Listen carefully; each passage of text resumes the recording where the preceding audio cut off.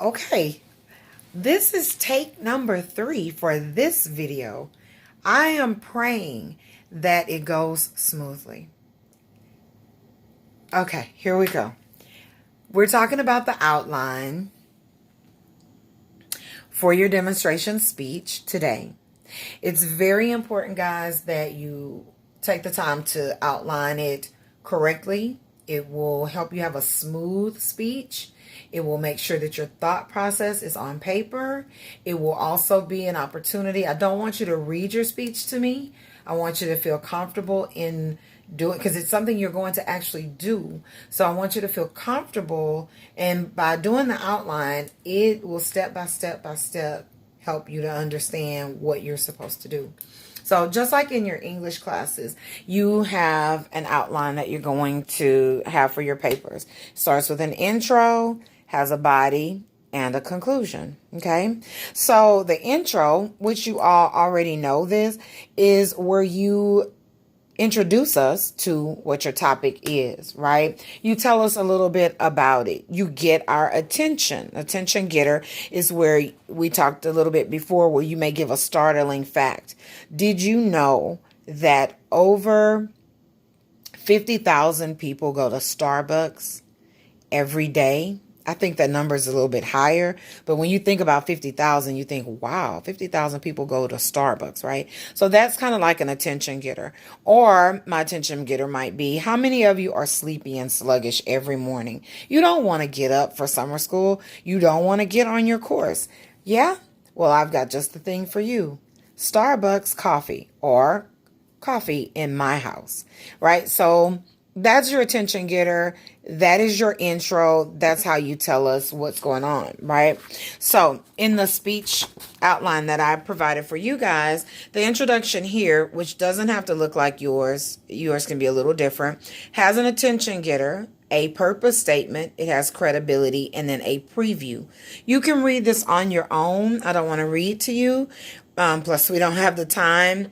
But I want you to look and see what the attention getter is, and know that you need to have a purpose statement. I am here today to let you know why coffee is one of the highest purchased items on a daily basis, right? And so hers is about delicious cherry cheesecake cupcakes, which I think I want to make because I love sweets so very much. So I'm gonna follow her how to and see how they come out. But anyway, so that's the introduction. So make sure you have your introduction. If you look here, she has a transition, which I want you to know. I'm gonna switch back to me. So a transition, kind of like in class when you go from first period to second period. What is the purpose of that? No, it's not to help you go and talk to your friends. That's not it. If that's what you said. What's transition? Exactly. It's when you move from one place to the next. So you're going to have a transition statement. I want you to write it out. That helps us to know that you're moving from your introduction into the materials or the things that you're going to need. So for instance, hers says, now let's begin with the first point of preparing the materials and ingredients for this tasty treat.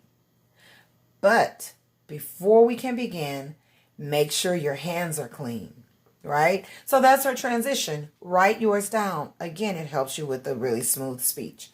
Now we have the body of the speech. And the body for you is going to include materials that you need. And you need to write down everything that you are going to use, right? Everything you're going to use. Be very specific. And then last would be the steps to your demo. Now, in this young lady's speech, she has the materials, but then she also has the ingredients, and then she has the steps that she's going to use, right? You may not need ingredients. That might not be you, but whatever yours needs, that's what you will have for the body of your particular speech. Okay? Good. Again, going from materials to steps, she transitioned. Now that we know what the ingredients are, we can begin with creating this wonderful recipe. I've added my own words in there. Let's get started. And she starts with her steps for demonstrating here. Okay? I've given you the outline, guys, that you're going to use. I gave you a skeleton. All you have to do is fill it in with your things, and then you're going to turn it in to me, okay? So last, guys, we have the conclusion, which is a summary.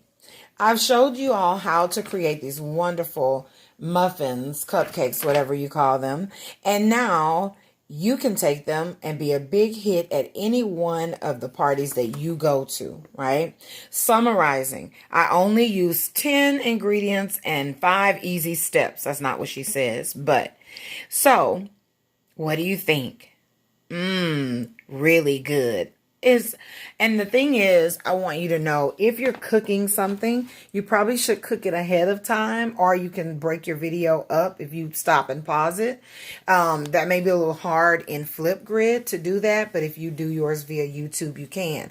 But you want to make sure, if you're doing food, that you have your finished product ready for you. It's kind of how they do it on TV when you see them. Rachel Ray is preparing this meal and she goes to the oven, she sticks it in, and then she takes it out 5 minutes later and it's beautiful. And they pre-do it, right? So make sure if you're doing something like that, even if you're showing how to tie a bow tie, or if you're showing how to draw something, maybe you take us through the steps, but you already have your finished product there. Okay, so I want to make sure that we are good.